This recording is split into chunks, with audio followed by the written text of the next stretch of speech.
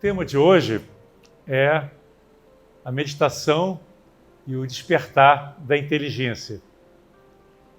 E esse é um tema que eu acho que interessa a todos, uma vez que a meditação é algo que faz parte das várias tradições espirituais. Praticamente todas as religiões e tradições espirituais falam em meditação, cada um da sua maneira. E na Sociedade Teosófica nós não temos um método de meditação, nós não preconizamos nenhum caminho especial, né?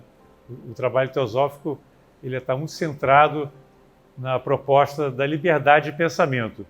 Então, quando um orador fala sobre algum assunto, inclusive sobre meditação, ele sempre fala baseado na sua experiência, na sua visão de mundo, que não necessariamente é igual à visão de mundo e à narrativa de outras pessoas, de outros oradores, de outros estudiosos.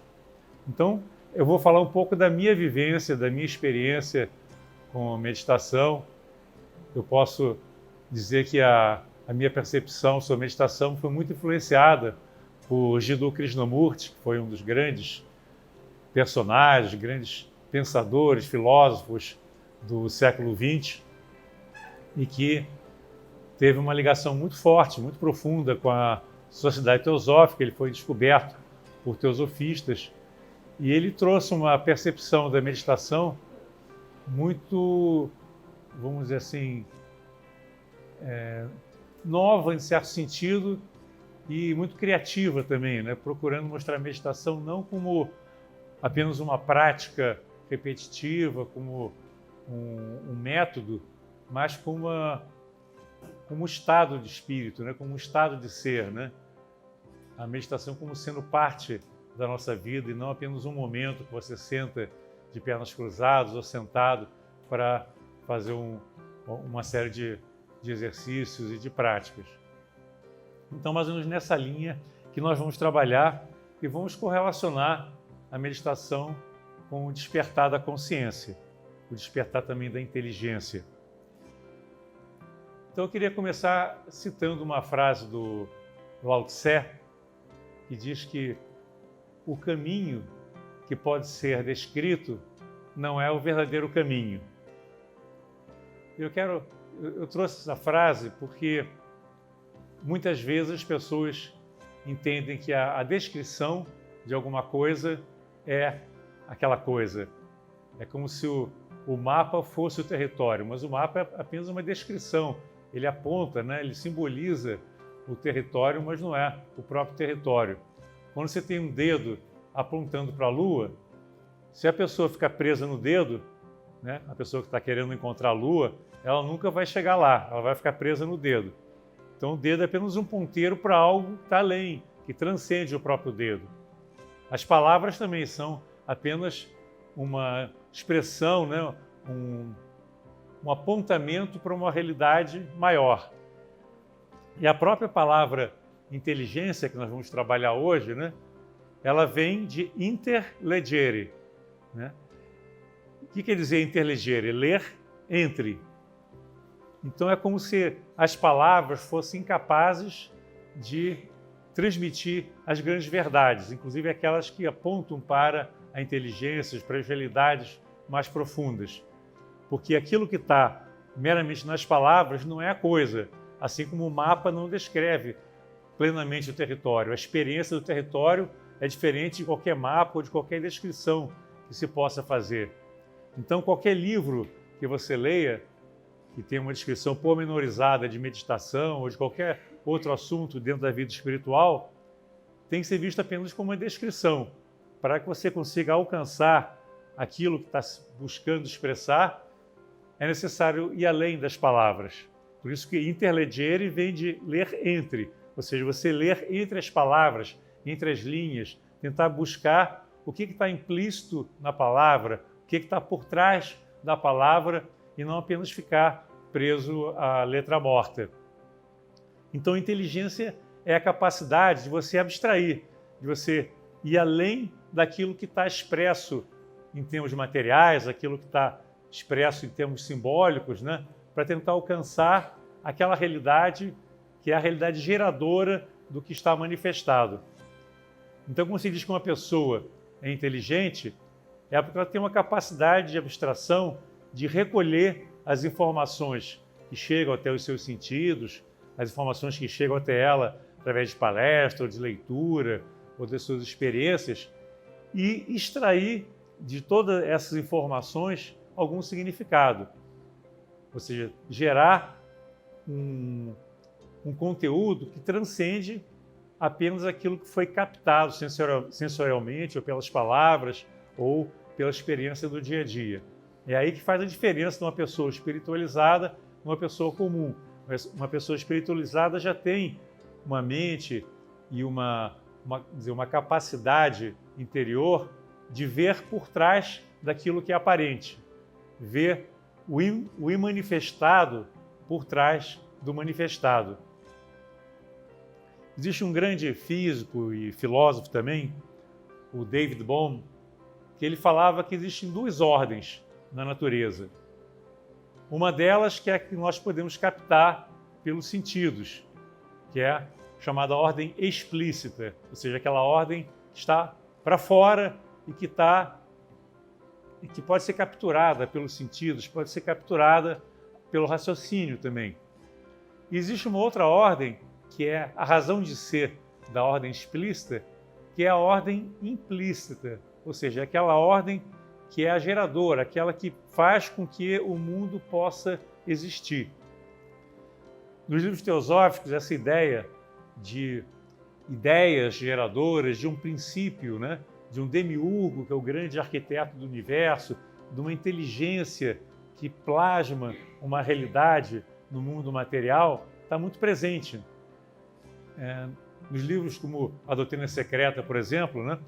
Existe o conceito da ideação cósmica, ou seja, primeiro você cria uma ideia do que poderá ser a realidade e, posteriormente, que essa realidade é plasmada, ela chega até os planos mais densos da realidade e se transforma numa realidade perceptível pelos nossos sentidos. Então, antes de que possa haver o universo manifestado, o universo material, o universo perceptível sensorialmente, existe algo que está por trás, que é o fator que permitiu que esse universo viesse à existência. Então é como se o imanifestado, o não manifestado, fosse a razão de ser do universo manifestado. E é interessante que o papel da inteligência é fazer uma ponte entre o manifestado e o imanifestado. É como se fosse aquele elemento, né, que permite dar significado ao manifestado, à luz do imanifestado. Né?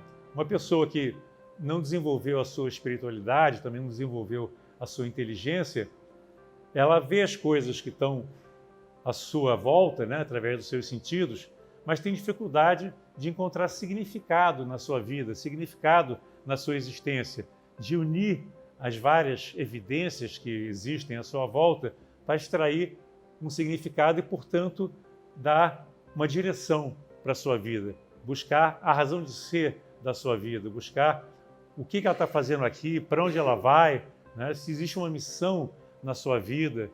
Então, tudo isso aí se desenvolve com o chamado despertar da inteligência, que é também o despertar da espiritualidade. Ou seja, é a capacidade que nós temos de nos conectarmos com uma realidade mais abrangente, uma realidade superior, que transcende a realidade meramente sensorial. Hoje nós observamos assim uma grande confusão no mundo, porque as pessoas tentam criar teorias a partir apenas de uma percepção meramente intelectual da realidade. Então existem muitos estudiosos, muitos filósofos, inclusive, muitos cientistas que tentam criar teorias, né, que tentam dar algum significado, ou criar leis que expliquem os fenômenos naturais, mas muitas vezes falta um elemento que é muito importante, que é essa inteligência que conecta todas as coisas. Então, a ciência, por exemplo, em geral, a ciência clássica, né, newtoniana, a ciência cartesiana também, como nós chamamos, baseada em Descartes, ela se baseia apenas naquilo que pode ser percebido sensorialmente e aquilo que pode ser repetido através de experimentações sucessivas. Aquilo que está além do que a ciência pode experimentar através da medição não é considerado. Isso na ciência clássica, né? Mas está surgindo agora uma nova ciência que busca não só entender o universo à luz do que pode ser medido e experimentado sensorialmente ou através de instrumentos que ampliam a capacidade sensorial, mas que buscam introduzir um novo fator que é a consciência. Então, por exemplo, cientistas como Amit Goswami, que é um físico, e vários outros, têm procurado trazer a consciência para dentro da ciência, mostrando que o universo não é um universo que é independente de nós e que o cientista não pode se ver como um mero observador da natureza, porque essa é a maneira como nós fomos educados. Quer dizer, essa visão clássica da ciência, essa visão cartesiana, ela ficou muito presente no nosso sistema educacional, nas escolas, nas universidades, e é uma visão também separatista, que coloca o homem de um lado e a natureza do outro. Então, essa dualidade homem-natureza, observador e coisa observada, está no cerne dos nossos problemas ecológicos, dos nossos problemas sociais, dos problemas que nós temos em geral no mundo, na área educacional, na área demográfica, enfim, em todas as áreas. Porque há uma grande fragmentação na nossa sociedade, uma incapacidade dos seres humanos de se verem como parte de um todo maior. Cada um foi educado para se ver como um ser isolado, como se fosse uma ilha separado do resto do mundo. E isso gera separação, gera guerra, gera sofrimento e gera também um tremendo sentimento de solidão. A solidão surge por quê? Porque a pessoa se vê apartada do mundo. Às vezes a pessoa está no meio de uma multidão, mas mesmo assim se sente só.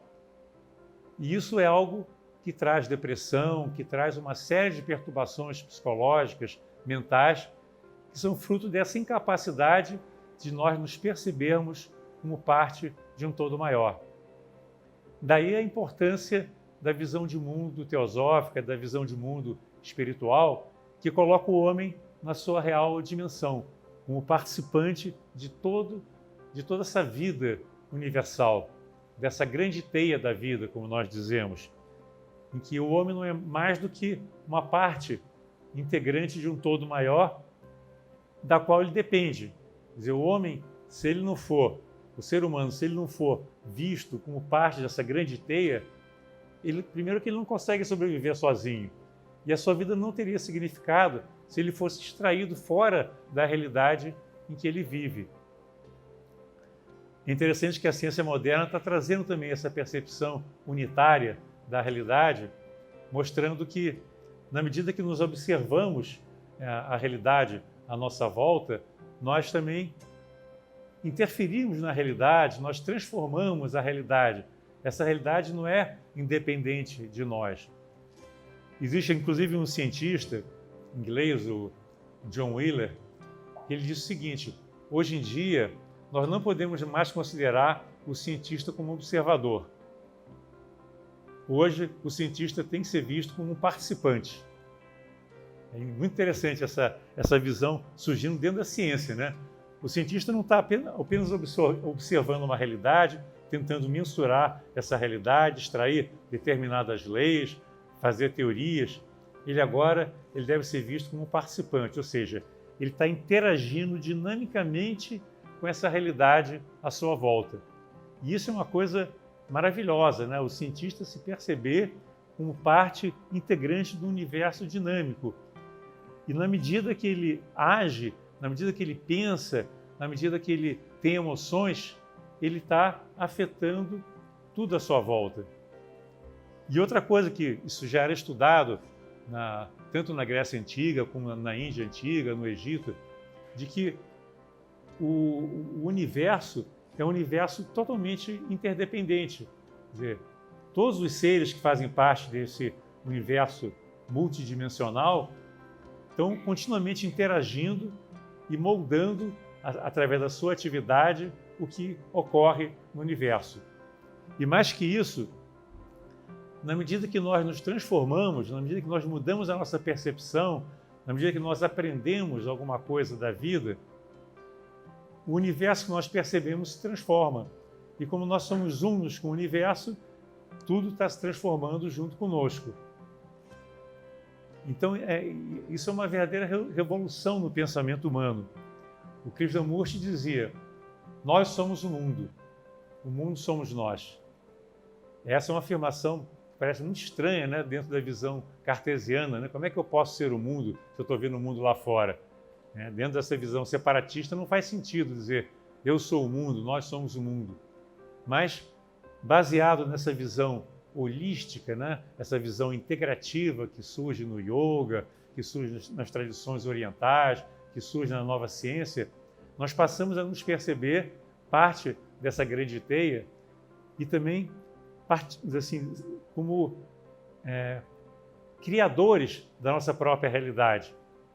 Porque na visão tradicional, antiga da ciência, visão clássica, né, o homem tinha muito pouco autonomia, muito pouco poder sobre a realidade. A realidade estava lá fora, independente de nós. Então nós não podíamos ter muita influência sobre o que estava acontecendo lá fora. Podíamos tentar apenas observar e tentar extrair algum significado do que estava acontecendo lá fora. Agora essa realidade mudou completamente na visão da nova ciência e nessa visão espiritual também. Quer dizer, como nós criamos a realidade, se nós nos transformarmos, essa realidade se transforma também. Então isso é algo revolucionário, né?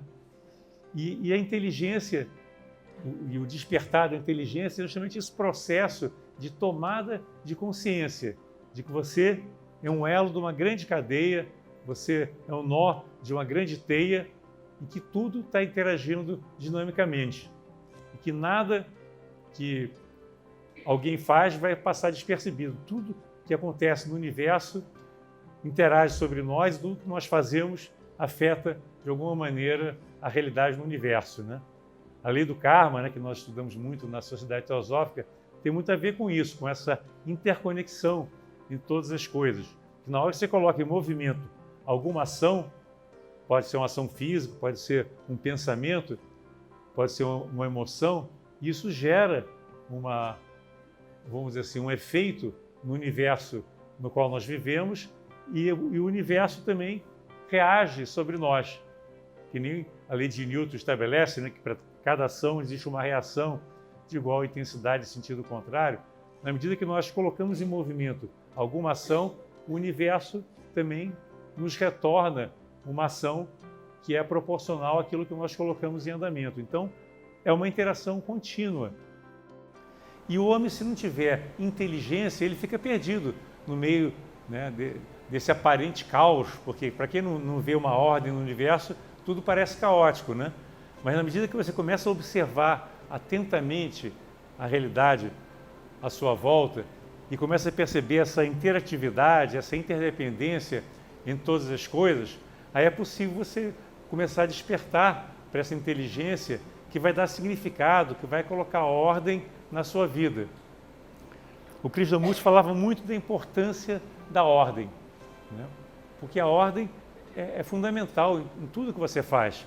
Se você vive de uma maneira desordenada, você não vive bem, né?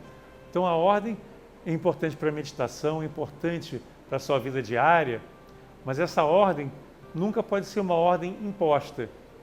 É uma ordem que surge naturalmente na medida que você está em harmonia com tudo que está à sua volta.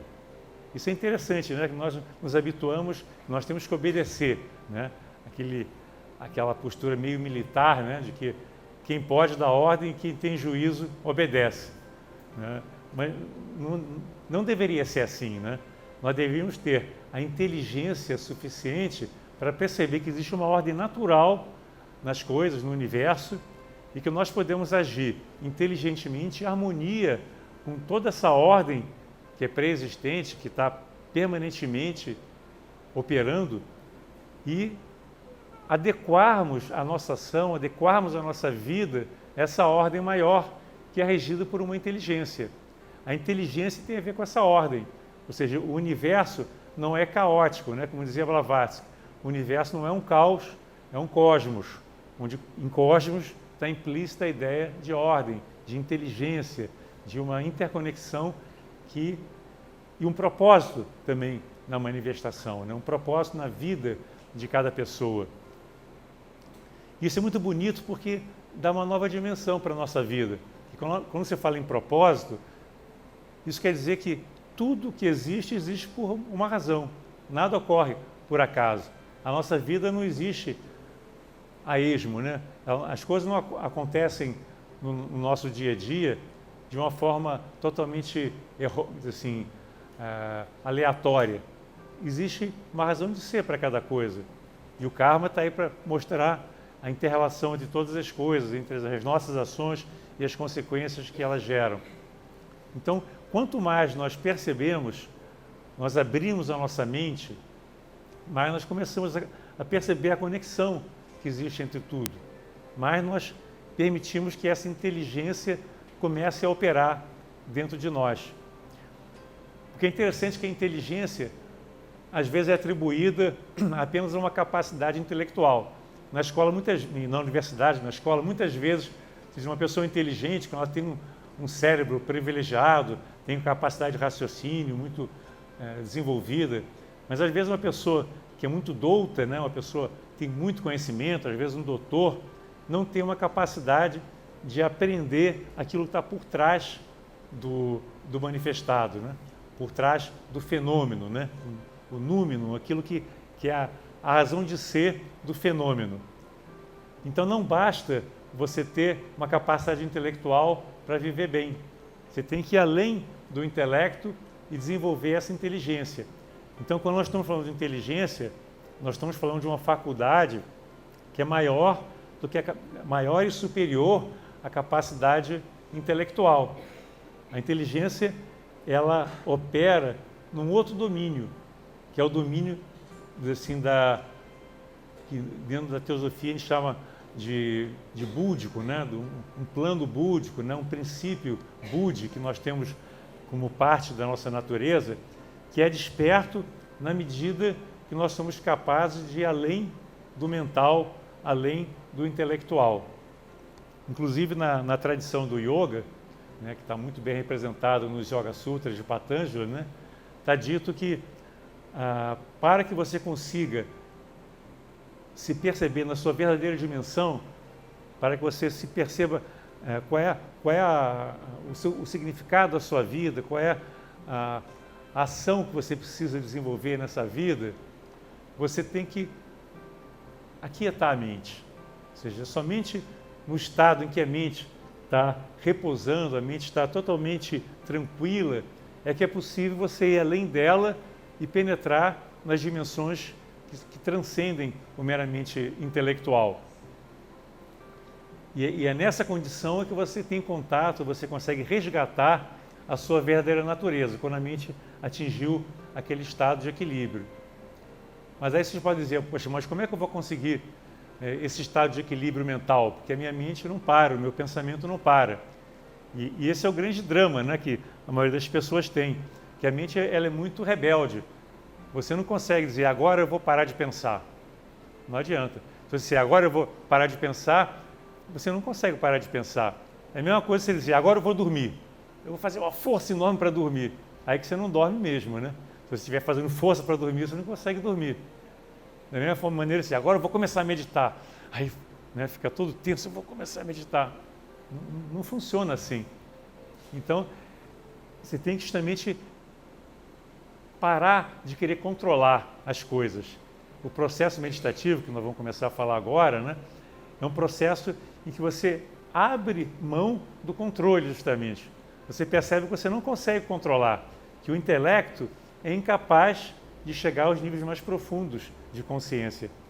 Pelo contrário, essa movimentação mental, essa agitação mental, ela impede a visão clara. Que nem quando você tem um lago que está muito agitado pelo vento, por exemplo, você não consegue ver nada refletido nele, porque as ondas, né, aquela agitação das águas, impede uma reflexão clara da lua, da floresta em volta, porque a agitação ela distorce a reflexão, distorce a realidade. Então, só quando o lago está totalmente tranquilo é que você consegue ver a imagem refletida como se fosse num espelho. Então, na vida espiritual também, enquanto a nossa vida está muito agitada, a nossa mente está a 1000 por hora tentando encontrar alguma coisa, buscando aquilo que são os objetos do desejo, buscando fugir daquilo que lhe traz aflição, aquilo que lhe traz medo, né? Sempre em busca de alguma coisa, a mente não para e existe então um estado de insatisfação com a realidade, porque você não pode viver bem se você está sempre agitado. A sua respiração fica ofegante, você começa a ficar estressado, você começa a viver sem qualidade. Então o caminho espiritual é um caminho inverso ao que nós estamos hoje desenvolvendo na nossa sociedade, né? É um caminho de aquietamento, é um caminho de relaxamento, para que a mente possa diminuir o seu ritmo e eventualmente parar e com isso possibilitar um acesso a uma realidade superior. Agora, o que ocorre é que hoje em dia é muito mais difícil você aquietar a mente, porque os estímulos que nós recebemos do mundo são muito maiores. Você vê, por exemplo, na época dos nossos avós não havia TV, né? Então, esse estímulo constante de imagens que estão se transformando continuamente na TV não existiam. Os celulares são uma criação ainda mais recente, né? Que nos absorve completamente. E já foi provado que essa sucessão de imagens que nós observamos na TV, no celular, em todas as telinhas que estão por aí, nos videogames, etc., tudo isso aí gera uma estimulação mental numa taxa muito superior à que a nossa mente está preparada. A nossa constituição não foi feita para poder processar essa velocidade de transformação de imagem, esse nível de estimulação tão elevado. Então isso gera estresse, isso gera até uma... Você não consegue viver sem um estímulo. Praticamente você fica viciado naquela mente agitada, que está sempre dependendo de estímulos muito fortes, cada vez mais fortes, para conseguir ter algum tipo de satisfação. Aquela noção, não posso perder tempo, eu tenho que fazer alguma coisa. Então eu tenho que trabalhar, eu tenho que ir ao cinema, eu tenho que ver TV, eu não posso deixar nunca a minha mente parada. É o oposto do que a vida espiritual preconiza. Justamente você tem que diminuir o ritmo. Porque a pausa é fundamental em tudo. Dormir é uma pausa. Se você fica uma noite inteira sem dormir, o dia seguinte você está um bagaço. Por quê? Porque você quebrou aquele ritmo natural, você não permitiu o momento da pausa. Então, isso gerou um desequilíbrio, né? Você vê, por exemplo, na música. O que dá beleza à música? Não é só o som, é a alternância entre o silêncio e o som. Esses intervalos entre as notas é que permite a música ter beleza. Quando você tem um moto contínuo, você tem falta o ritmo, né? Falta a alternância entre o som e o repouso, né? Entre o som e o silêncio. E essa alternância é que dá qualidade, que dá beleza à música. Então, na nossa vida, nós precisamos de momentos de relaxamento para que nós sejamos mais produtivos também. Empresas que começaram a aplicar meditação com seus funcionários, yoga, meditação, conseguiram resultados fabulosos, aumentou a produtividade, aumentou a satisfação dos funcionários, porque o repouso é fundamental. Ninguém consegue trabalhar que nem máquina. Nós não somos máquinas, né? Nós somos seres sensíveis, que precisamos desse momento de pausa. E a meditação justamente é isso, é o momento da pausa. E é mais do que o momento da pausa, né? É o momento que você começa a explorar o mundo interior. Nós estamos com a consciência sempre voltada para fora. E a meditação permite uma exploração, uma viagem para o mundo interior. A Helena Blavatsky, né, fundadora da Sociedade Teosófica, ela dizia que a meditação tem a ver com uma atração inexprimível do homem interior pelo eterno, pelo infinito, né? Então, essa atração pelo infinito tem a ver com a nossa natureza mais profunda, né? O ser humano, a alma do ser humano, ela está sempre buscando essa realidade transcendente. Ela está buscando aquilo que está além de si próprio, como um ser pensante, com uma personalidade, para encontrar justamente o imanifestado, o infinito, né? Aquilo que não está preso, né? Então tem uma comparação que eu acho interessante, né? Dizendo que a meditação, ela liberta o ser humano da gaiola em que a mente criou para si própria. Você imagina um passarinho na gaiola, né? Ele não consegue ir muito longe, ele consegue só, né? Nem voar ele consegue se mexer naquele pedacinho muito pequeno que é a gaiola. A meditação é como se fosse alguém que abrisse a porta para você poder se libertar e alçar voos mais altos. É um processo em que você descobre, poxa, eu não preciso ficar aqui dentro desse cubículo pequenininho, dentro dessa gaiola. Existe um mundo aí muito maior para ser explorado. E eu posso voar. A maioria das pessoas não entende que elas podem voar, né? Que elas podem ir muito mais alto, né? E a meditação é isso, é abrir a porta da gaiola. E aí, puxa, eu posso sair da gaiola? Pode, você pode sair da gaiola. Posso voar? Pode, você pode voar. E a meditação é isso, é um processo que vai te habilitar a desenvolver um potencial que é enorme que está dentro de você. Isso que é bonito, todo ser humano tem esse potencial inesgotável, essa capacidade imensa, né, imensurável de alcançar os planos cada vez mais altos da existência, da realidade, da vida.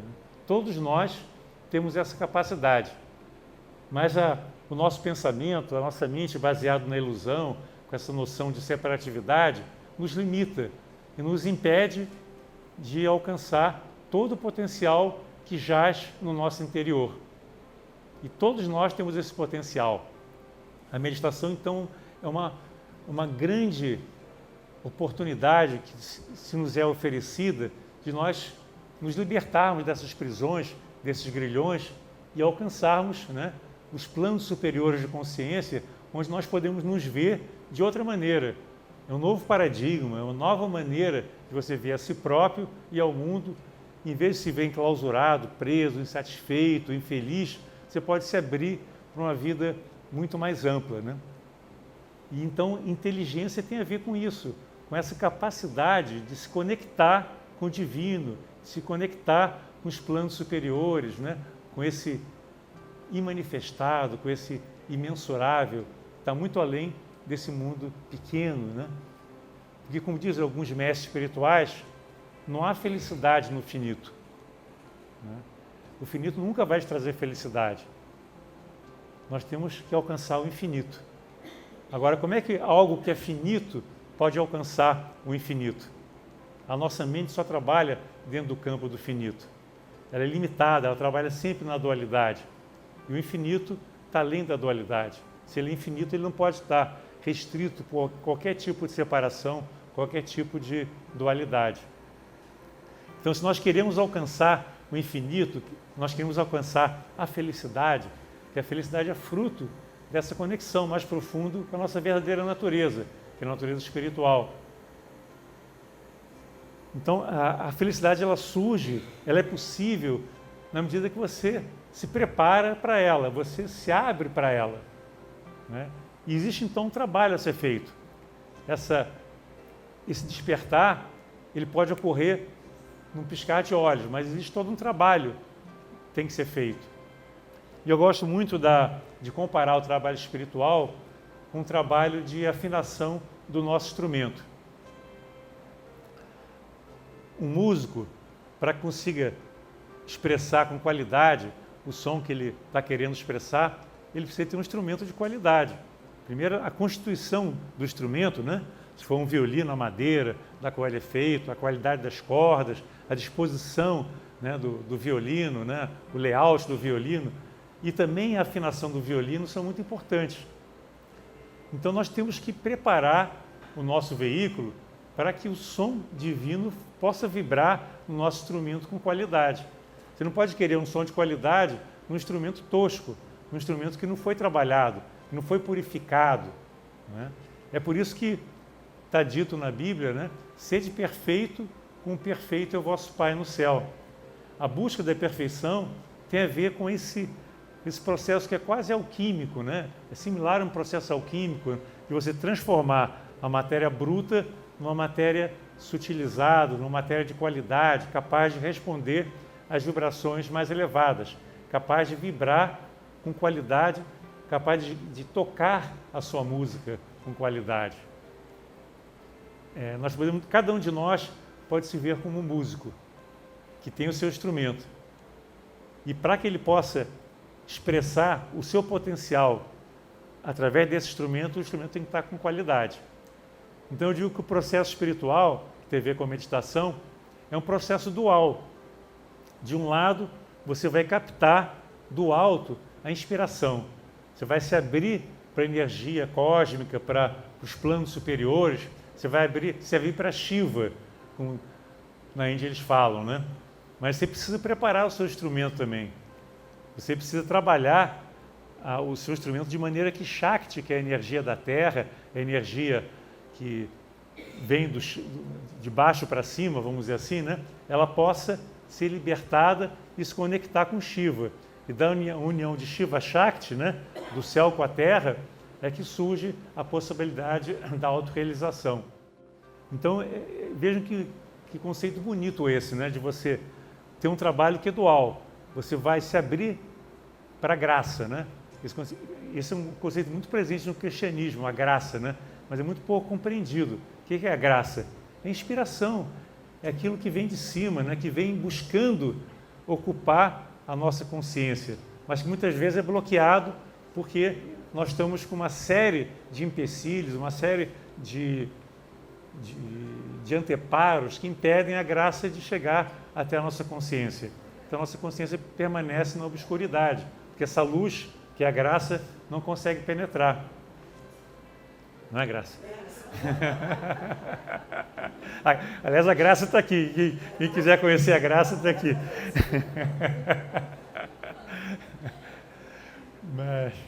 Então, é um processo dual, como eu estava dizendo, né? Você tem que preparar o instrumento.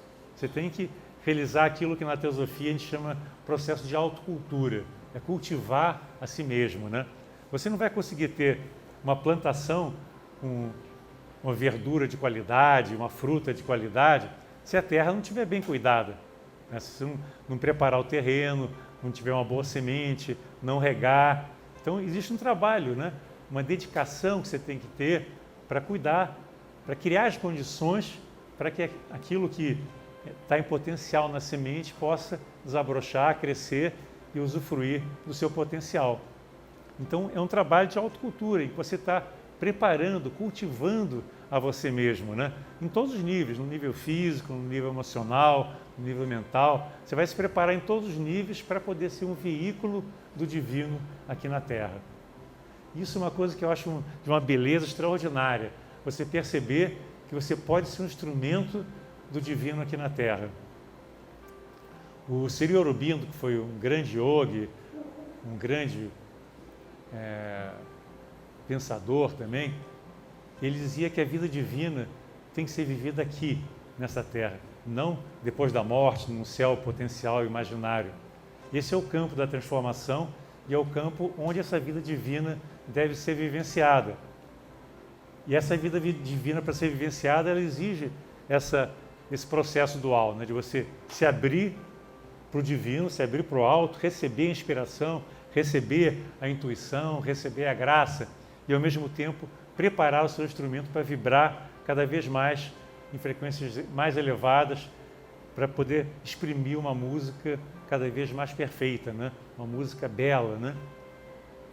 E na medida que você prepara o seu instrumento, você se torna capaz de receber uma energia, né? Uma inspiração de uma qualidade cada vez maior.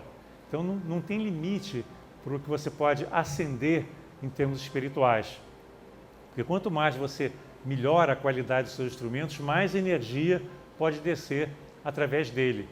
Porque enquanto o instrumento não está preparado, Se você tentar invocar energia demais, essa energia acaba queimando o instrumento. Ela não é capaz de ser canalizado num veículo que está bloqueado, que está inapropriado. Que nem o sangue, né? Não consegue fluir se a artéria ou a veia estiver bloqueada. Então, o instrumento, né, os veículos, têm que estar devidamente limpos, purificados, vibrando numa frequência mais elevada para que a gente possa receber o divino dentro de nós. E a meditação é um grande auxiliar nesse processo, que a meditação é esse momento em que você deixa um pouco de lado essa vida exterior, que é muito importante também, que precisa ser vivida, né? Mas você tem aquela pausa para se voltar para a sua vida interna, para fazer uma descoberta desse universo que foi relegado, que foi esquecido, foi deixado em segundo plano e começar a explorar essa realidade interior, começar a se autoconhecer. Então, por exemplo, nós conhecemos muito pouco os nossos pensamentos. Nós achamos que pensar é uma realidade que nos acompanha ao longo de toda a existência. Mas o pensamento é apenas o passado. E o mais interessante, você consegue observar os seus próprios pensamentos. Então, se você é capaz de observar os seus próprios pensamentos, quer dizer que existe uma instância mais elevada do que o próprio pensamento que pode observá-lo, né? E na hora que você começa a observar o seu pensamento, começa a observar também as suas emoções, começa a observar também as suas necessidades fisiológicas, os seus impulsos, você começa a se autoconhecer melhor. Você pode, inclusive, entender o que está acontecendo dentro de você. Se, por exemplo, você está disposto a caminhar nessa senda que envolve a meditação, e você percebe que a sua mente está muito agitada, está com muitos pensamentos continuamente, você pode começar a observar os pensamentos e a entender de onde eles vêm, por que eles vêm, quais são as motivações que te levaram a estar pensando naquele determinado assunto. E você pode, inclusive, deixar que o pensamento não seja absorvido pela sua mente e que passe. Isso é uma coisa muito interessante que acontece no início da meditação, que é inevitável que você vai ser invadido por pensamentos. Mas ao invés de você ser envolvido e você captar o pensamento, se deixar levar por ele, você pode observar o pensamento e que nem você observa uma nuvem e deixa a nuvem passar. Você olha o pensamento, toma conhecimento daquele pensamento, mas não se apega a ele, não digere o pensamento, não fica mastigando o pensamento, deixa ele passar. Da mesma maneira, as emoções. Você sente alguma emoção, você olha de fora a emoção, respira fundo e deixa ela passar. Isso é autoconhecimento. Isso é um processo de você começar a entender todos os seus processos interiores para poder superá-los. Se você não entender, você não consegue superar. A meditação ajuda, auxilia você se autocompreender e dessa compreensão que surge a possibilidade de você ir além do pensamento. Você não pode brigar com ele, né? Porque o pensamento é que nem um macaco que está pulando de galho em galho. Você não pode brigar com ele e dizer, agora você fica aqui, macaco. Ele não fica. Você tem que olhar para ele sem interferir e chega uma hora que o pensamento vê que ele não pode ir mais além. Que ele já esgotou a sua capacidade de questionamento.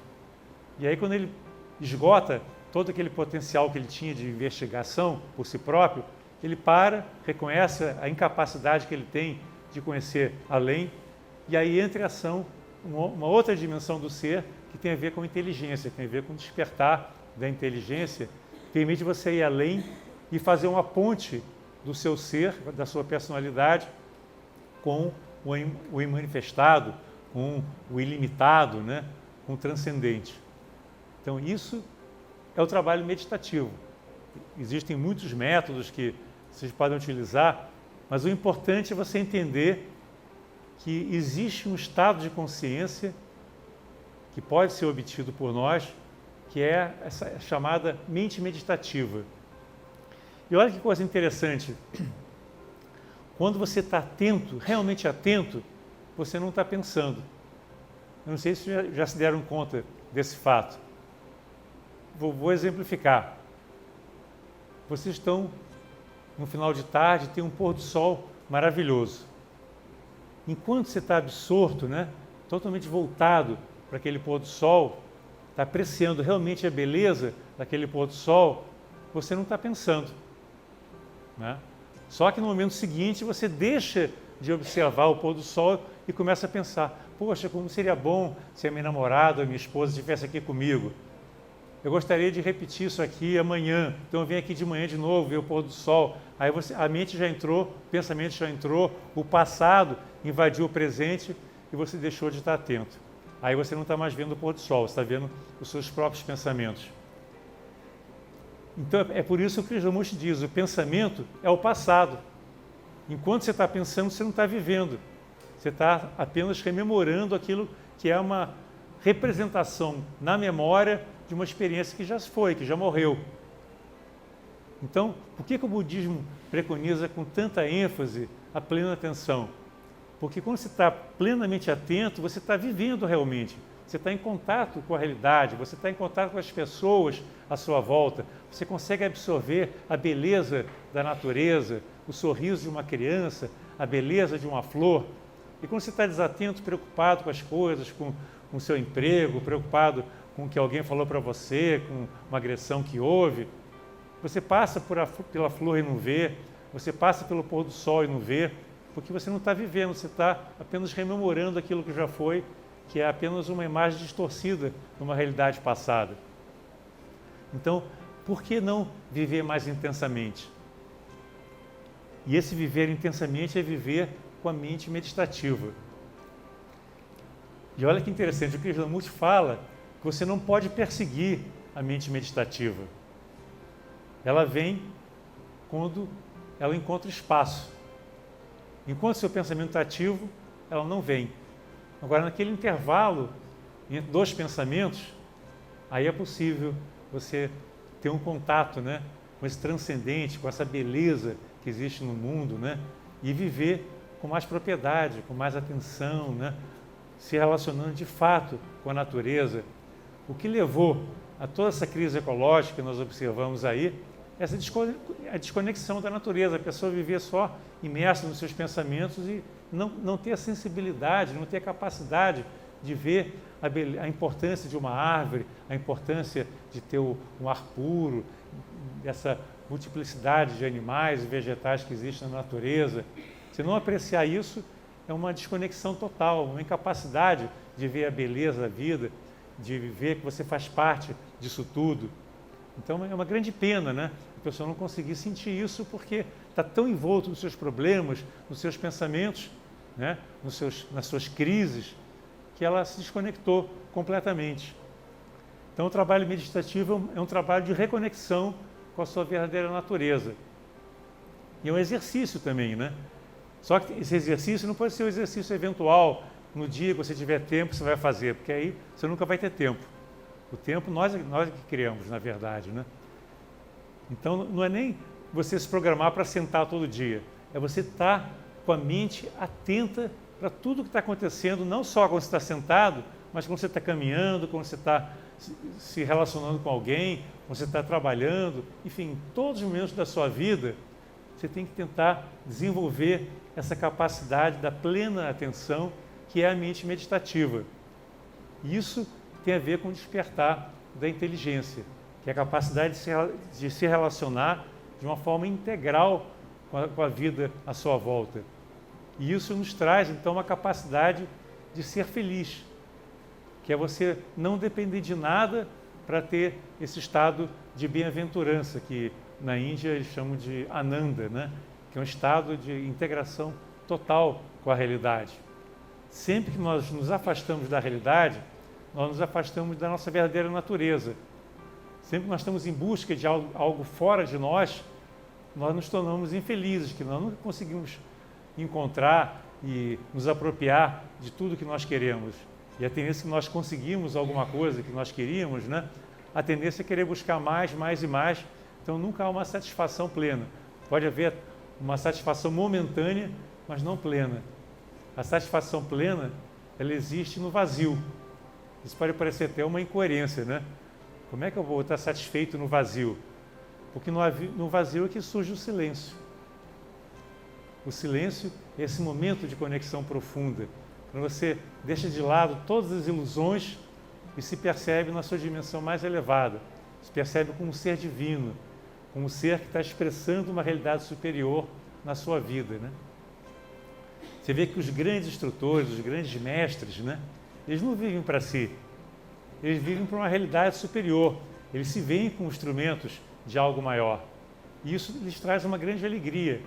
Para nós pode parecer um grande sacrifício, mas no sentido de sofrimento, mas para eles é um sacro ofício, né? Eles estão se dedicando a algo que lhes traz uma grande satisfação. Por quê? Porque eles estão sendo instrumento da vida divina nesse mundo. Eles são canais, são avatares de algo maior. Eles se percebem na sua verdadeira dimensão como porta-vozes, como mensageiros do divino. Eles estão cientes da sua meta, do seu objetivo, do seu dharma nessa vida e se colocam totalmente à disposição, se entregam para essa vontade maior, que é a vontade divina, e deixam a vida fluir. A vida espiritual tem muito a ver com isso, você deixar fluir. Você não querer nadar contra a correnteza. Você se perceber como alguém que está se movimentando dentro desse grande fluxo e está caminhando junto com todo mundo à sua volta, mas dentro da sua linha, dentro do seu Dharma, né? Executando a sua partitura para conseguir expressar aquela música bela, né? Todo aquele potencial que jaz, né, no seu interior, que busca expressão através de você. O divino está querendo se apropriar de você para poder fazer o melhor uso possível do seu instrumento. Então você deve estar animado, né? Desejoso, ansioso para se entregar para o divino e permitir que o divino toque a sua música através do seu instrumento. Essa talvez seja a grande mensagem dos grandes seres, né?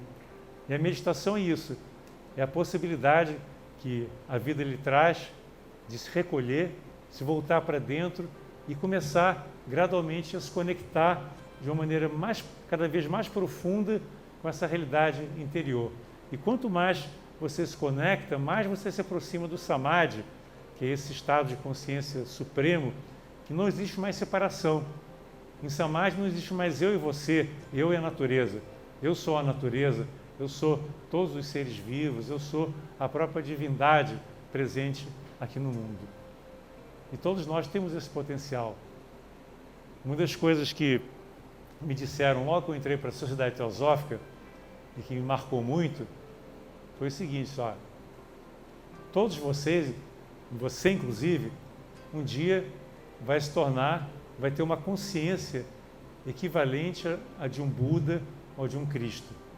Ou seja, você já tem em potencial o Buda e o Cristo que está buscando expressão através de você, né? Então isso dá um ânimo fantástico, né?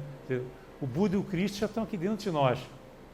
Só preciso dar oportunidade, né, para que eles se expressem e possam atuar no mundo de uma forma fantástica, né, de uma forma transformadora, de uma forma a criar um novo mundo de beleza, né, de espiritualidade, um mundo que seja de plenitude e de felicidade para todos. Então que nós possamos, cada um de nós, dar conta dessa grande missão que temos pela frente.